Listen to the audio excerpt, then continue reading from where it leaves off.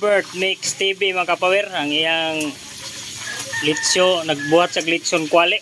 Dara. Kunting tiis lang mga kapower. Gina digo-digo niya sa edible mga kapower.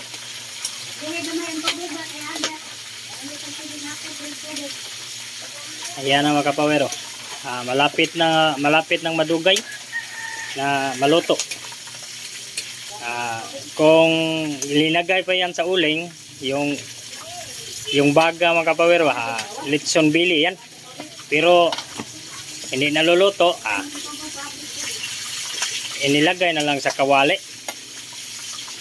Litson kwali na yan ang labas yan mga kapower. Nailain ditong, nailain diha nga kwan. Nga luwag. Kahoy.